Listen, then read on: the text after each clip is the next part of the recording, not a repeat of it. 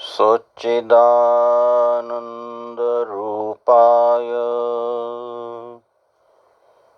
विश्वोत्पत्त्यादिहेतवे तापत्रय विनाशाय श्रीकृष्णाय वयं नुमः।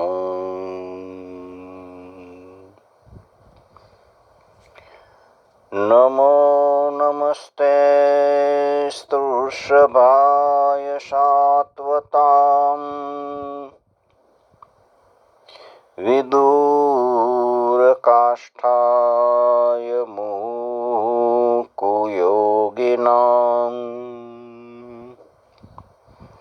निरस्तशाम्यातिशयेन राधसा स्वधाम्नि ब्रह्मणि रंष्यते नमः।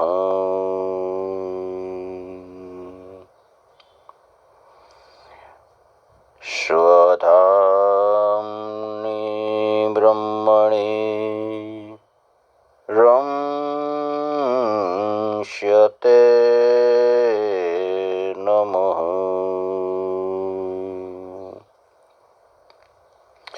સુખદેવજી મહારાજે ભગવાનની સ્તુતિ કરી. મંગલાચરણની શરૂઆતમાં જ સુખદેવજી મહારાજે જીવ જગત અને બ્રહ્મની સત્તા અને કાર્યનો ઉલ્લેખ કર્યો છે. પહેલા બ્રહ્મ, પરમ પુરુષ કયો, ભગવાન કયો, શ્રી કૃષ્ણ કયો, રામ કયો, બધાય અખિલ બ્રહ્માંડના નાથના નામ છે. છેલ્લામાં છેલ્લી સત્તાનું નામ.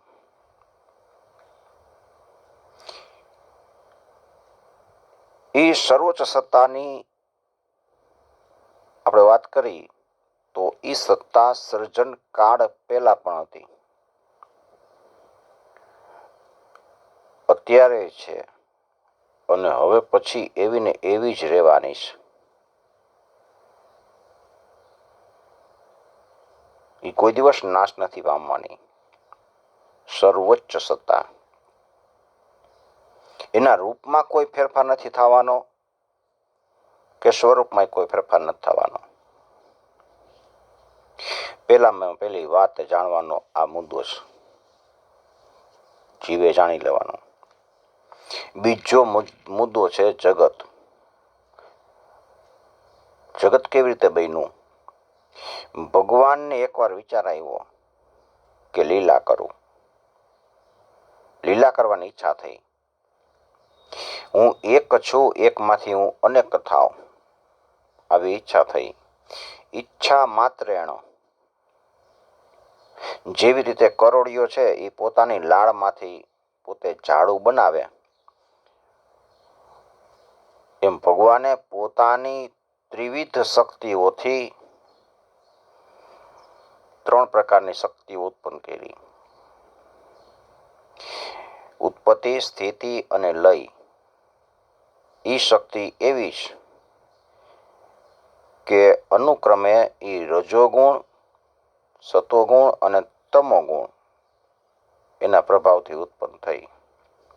એ ત્રણેય શક્તિઓ દ્વારા જગત ઉત્પન્ન થયું, જગતનું પાલન થયું, જગતને ટકાવી રાખવાનું, અને એનું લય પણ એ શક્તિથી થાય છે. આ ત્રણેય શક્તિઓના ત્રણ મૂર્ત સ્વરૂપ એણે ધારણ કર્યા. કોણે? પરમ સત્તાએ. રજોગુણથી બ્રહ્મા રૂપે પ્રગટ થયા, એને સૃષ્ટિ સર્જનનું કાર્ય કર્યું. વિષ્ણુ રૂપે એણે સત્વગુણથી પાલન કરવાની શક્તિ પ્રાપ્ત કરી. એટલે જે સર્જન થયું છે એને ટકાવી રાખવાની ક્રિયા કરે વિષ્ણુ ભગવાન. અને શંકર રૂપે પોતાના તમો ગુણથી સંહાર કરવાની ક્રિયા કરે છે. 3 ગુણ, રજોગુણ, સતોગુણ અને તમોગુણ. રજોગુણથી બ્રહ્મા થયા, સત્વગુણથી વિષ્ણુ થયા અને તમોગુણથી શંકર થયા. પોતાના સ્વરૂપમાંથી શક્તિ છૂટી કરી અને એમાં 3 ગુણથી 3 સ્વરૂપ એને ધારણ કર્યા.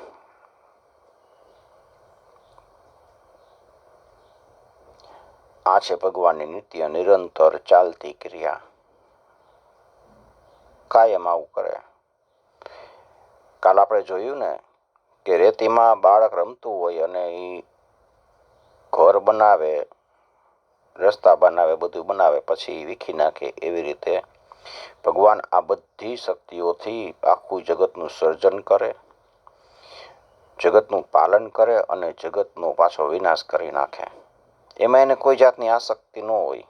બાળકની જેમ બાળક પાછું બધું ભૂસી નાખે, તોડી નાખે. અને એ લીલા કરવાનું મુખ્ય ઉદ્ગમ કારણ આપણે જોઈ તો બસ ઈચ્છા, ભગવદ ઈચ્છા.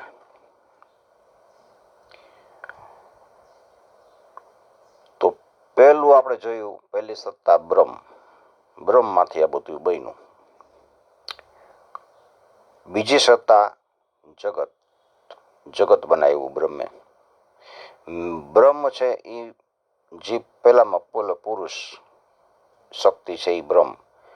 પછી બીજો મુદ્દો આવે છે જગત અને ત્રીજો મુદ્દો આવે છે જીવ. જીવ કેવી રીતે થયા? દેહધારી જીવાત્મા છે બધા, એની વાત બતાવતા ભાગવતમાં લખ્યું છે કે જેમ ભળભળતો અગ્નિ હોય ને, એમાં આપણે લાકડું નાખ્યું હોય, પછી લાકડાને આપણે જોરથી આમ ખંખેરીએ એટલે એમાંથી તણખા ખરે. એમ ભગવાનના પ્રકાશમાન સ્વરૂપમાંથી તણખા બધાય જેવા નીકળ્યા, અંશરૂપી આત્મા પ્રગટા. અને ભગવાને એ બધાને કીધું કે આ લ્યો, આ દેહરૂપી વસ્ત્ર, આ વસ્ત્ર પહેરી લ્યો અને જાઓ જગતમાં. જગતમાં આપણને નાટક ભજવવા મોકલાશ. આ બધાને દેહધારી જીવાત્માને, ઓલા બધા જીવોને, પોતાના અંશરૂપી જીવો છે એને દેહરૂપી શરીર આપ્યું, વસ્ત્ર આપ્યું અને કે જાઓ તમે નાટકમાં ભાગ ભજવો. એનો સૂત્રધાર નાટકનો આપણે જોઈએ તો એ એટલો બધો માયાવી છે. તમે જોજો કે જગતમાં કોઈ પણ વ્યક્તિ હશે, એના બધાના મુખ જુદા જુદા હશે. એકેનું મોઢું હરખું ન હોય. કોઈ પણ ના દેહ તમે લ્યો, કોઈક જોડિયા હોય તો વળી સેજ સરખું હોય, પણ અંદર થોડોક તો ફેરફાર હોય જ. ભગવાને જગતમાં મોકલા છે, જાઓ તમે બધા નાટક કરો, મારા અંશમાંથી પ્રગટ થયા છો, હું તમને આ દેહરૂપી વાઘા આપું છું ને એ બધા પહેરો. આપણે બધા અહીંયા રંગમંચ ઉપર નાટક કરવા આવ્યા છીએ. નાટકમાં ભાગ ભજવતા ભજવતા આપણે એટલા બધા અંદર ઓતપ્રોત થઈ ગયા છીએ કે આપણે આપણા પોતાના મૂળ સ્વરૂપને જ ભૂલી ગયા છીએ કે હું કોણ છું. નાટકમાં ભાગ ભજવતા હોય ને એને બધાને તો ખબર હોય મારે તો થોડીક વાર નાટક ભજવવાનું છે, પછી હું તો આમાં છું જ નહીં. એનાથી નોખો થઈ જતો હોય. પણ આપણે તો દિવસ ને રાત એમાં જ રહીચા પૈચા રહી છીએ.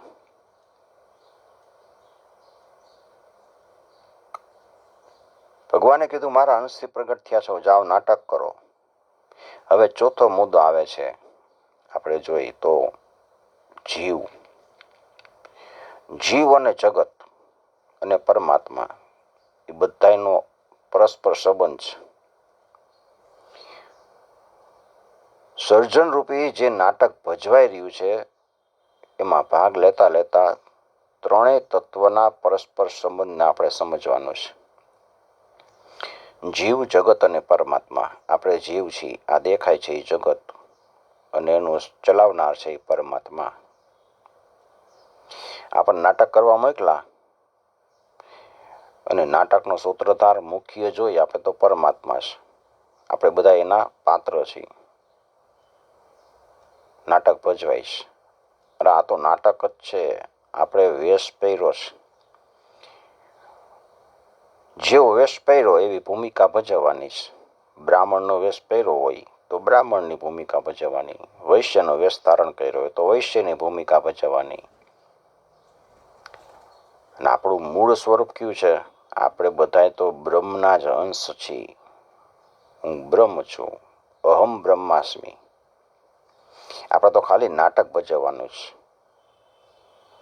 નાટક ભજવતા ભજવતા આપણે એ વ્યક્તિ નથી.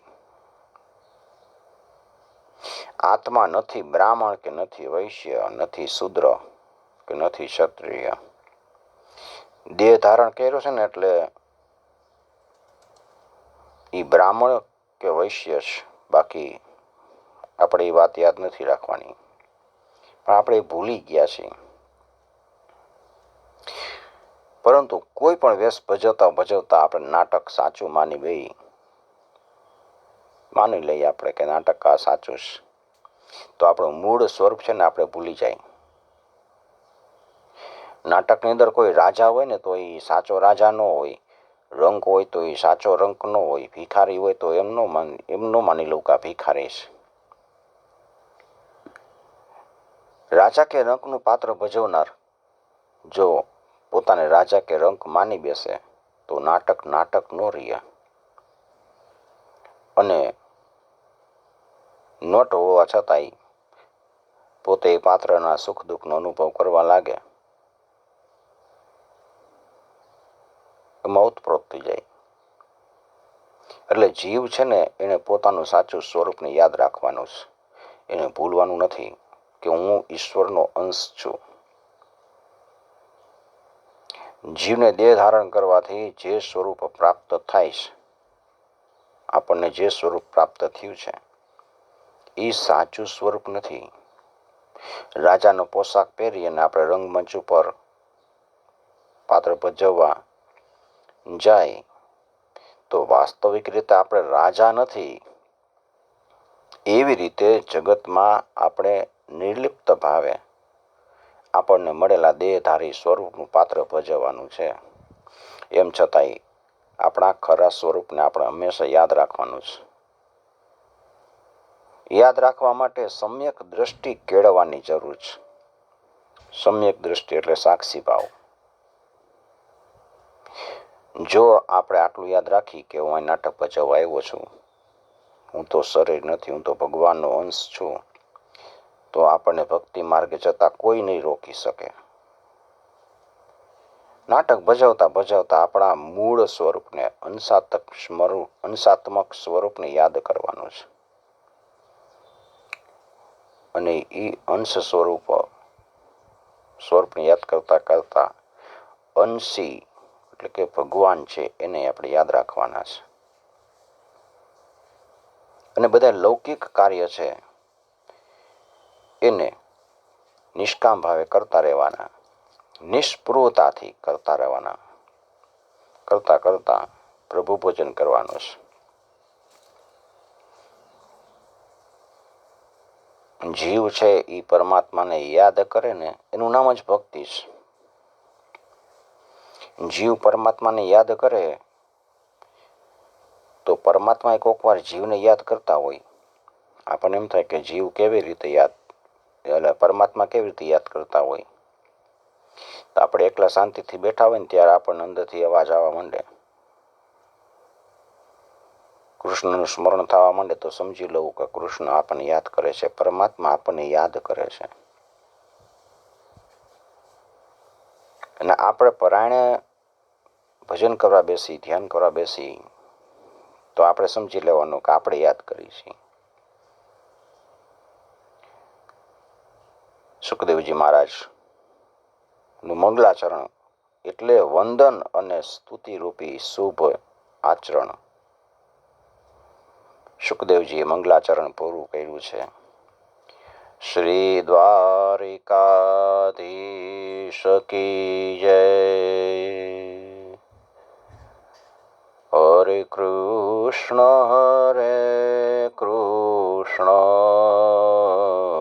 કૃષ્ણ કૃષ્ણ